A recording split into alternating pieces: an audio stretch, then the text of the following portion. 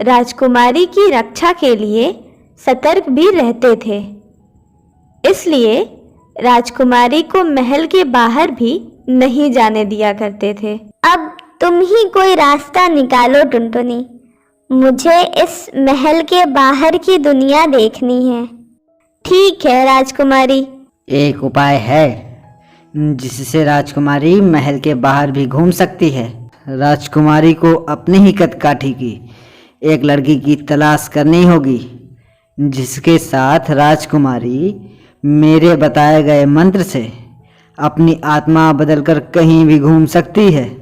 तांत्रिक द्वारा बताए गए मंत्रों का उच्चारण करते हैं और एक दूसरे से अपनी आत्मा बदल लेते हैं। राजा कुंवर प्रताप चंदनपुर राज्य के राजा थे। उनकी प्रसिद्धि आसपास के राज्यों में फैली हुई थी, इसलिए राजा के कई दुश्मन भी थे।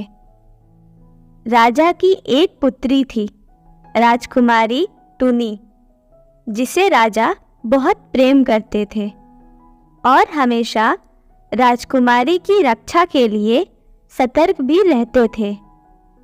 इसलिए राजकुमारी को महल के बाहर भी नहीं जाने दिया करते थे। राजकुमारी की देखरेख के लिए एक दासी थी। राजकुमारी, ये लीजिए, मैं आपके लिए कच्चे आम लाई हूँ। मुझे पता है कि आपको कच्चे आम बहुत पसंद हैं। टुनटुनी, तुम कितनी किस्मत वाली हो। तुम जहाँ चाहे जब चाहे घूम सकती हो, जा सकती हो। और एक मैं हूँ, कहने को तो राजकुमारी हूँ, लेकिन मैं महल के बाहर भी नहीं जा सकती। लेकिन राजकुमारी, ये सब तो आपकी सुरक्षा के लिए ही है। महाराज से जलने वाले कई दुश्मन हैं जो घात लगाकर बैठे हैं कि कब उन्हें मौका मिले और वो महाराज को नुकसान पहुंचाएं। वो तो ठीक है टुनटुनी, लेकिन इसका ये मतलब तो नहीं ना कि खुद को कैद कर लो। आपकी भी बात ठीक है राजकुमारी, लेकिन महाराज की चिंता भी तो अपनी जगह सही है। यदि आप बाहर गई और किसी दुश्मन ने आपको पहचान लिया तो कयामत आ जाएगी। अब तुम ही कोई रास्ता निकालो टुनटुनी, मुझे इस महल के बाहर की दुनिया देखनी है। ठीक है राजकुमारी, मैं कुछ करती हूँ। मेरे घर के पीछे एक तांत्रिक रहते हैं, मैं उनसे कुछ उपाय पूछती हूँ। टुनटुनी अपने घर जाती है और अपनी माँ को लेकर उस तांत्रिक के पास जाती है। तांत्रिक को सारी बात बताकर उसका समाधान पूछती है। अब आप ही बताइए महाराज, इसका क्या उपाय है?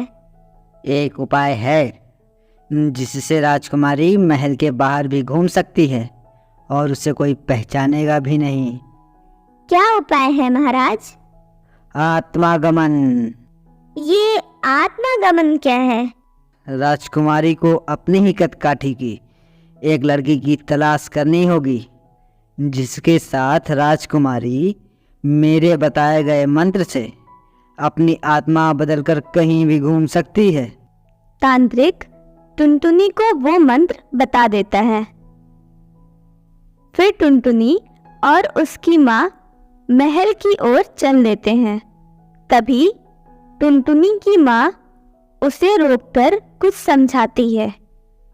टुनटुनी, तुम राजकुमारी को ये मंत्र बताकर अपने साथ ही आत्मा को बदल लो। इससे क्या होगा माँ? देखो बेटी, हम गरीब हैं, किसी तरह 2 समय का भोजन जुटा पाते हैं, लेकिन इस समय हमारे हाथ खजाना लगा है, जिससे हम रातों रात इस राज्य के मालिक बन सकते हैं। कौन सा खजाना माँ? ये क्या पहेलियाँ बुझा रही हो? साफ साफ बोलो। तुम राजकुमारी का रूप लेकर हमेशा के लिए राजकुमारी बन जाओ और उसे दासी का रूप दे दो। टुनटुनी अपनी माँ की बात समझ गई और महल में जाकर राजकुमारी को तांत्रिक द्वारा सुझाया गया उपाय बता देती है। मेरे कद काठी की तो तुम ही हो, तो क्यों ना तुम्हारे साथ ही अपनी आत्मा बदल लूं? जैसा आप ठीक समझे राजकुमारी।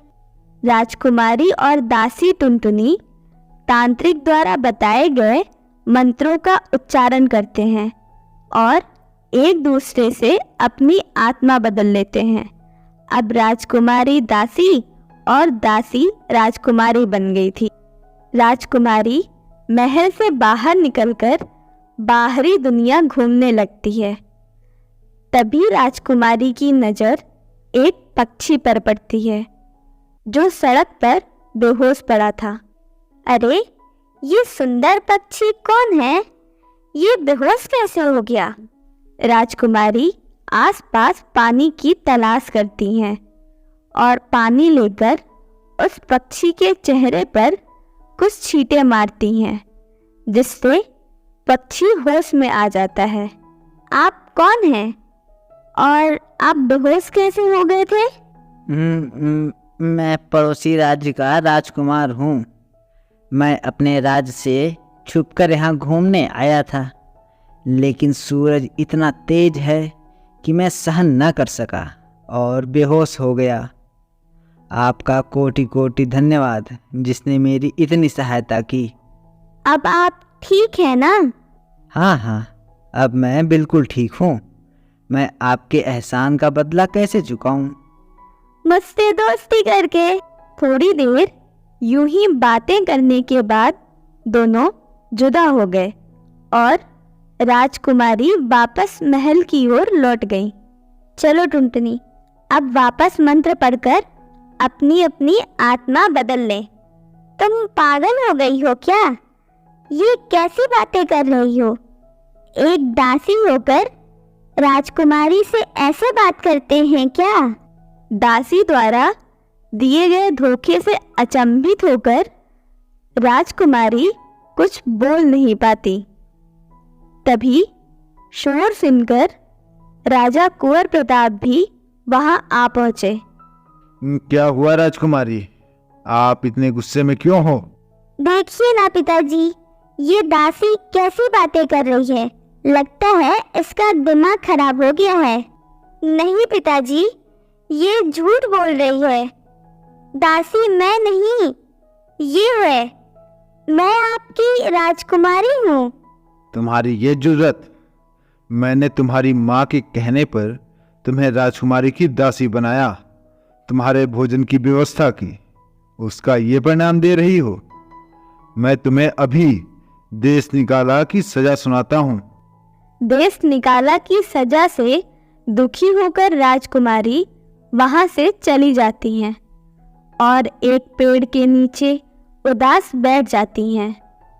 तभी वहां वही राजकुमार आता है जिसकी मदद राजकुमारी ने आज बाजार में की थी। आप यहाँ इतनी उदास होकर क्यों बैठी हैं? राजकुमारी सारी बात राजकुमार से कह सुनाती है। सुनकर बहुत दुख हुआ राजकुमारी। यदि आप चाहें तो मेरे साथ मेरे राज्य में चल सकती हैं। वहाँ आपको कोई असुविधा नहीं होगी। राजकुमारी बहुत सोचने समझने के बाद और कोई रास्ता ना होने के कारण राजकुमार के साथ उसके राज्य चलने को मान जाती है। अब राजकुमारी नए राज्य में बहुत खुशी से रहने लगती है। कुछ दिन बाद ही राजकुमारी को पता चलता है कि राजा बीमार पड़ गए हैं और उनकी बीमारी ठीक करने वाली औषधि केवल राजकुमारी को ही पता थी। तब राजकुमारी वापस अपने राज्य में जाती हैं और अपने पिता का इलाज करती हैं।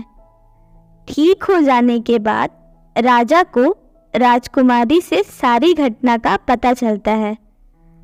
तब दासी की माँ और तांत्रिक तीनों को गिरफ्तार करने का आदेश देते हैं। तुम तीनों के षड्यंत्र के कारण राजकुमारी की जान जोखिम में आ गई, इसलिए मैं तुम तीनों को कारागार की सजा सुनाता हूँ। राजा के आदेश पर तीनों को कारावास में डाल दिया जाता है। इधर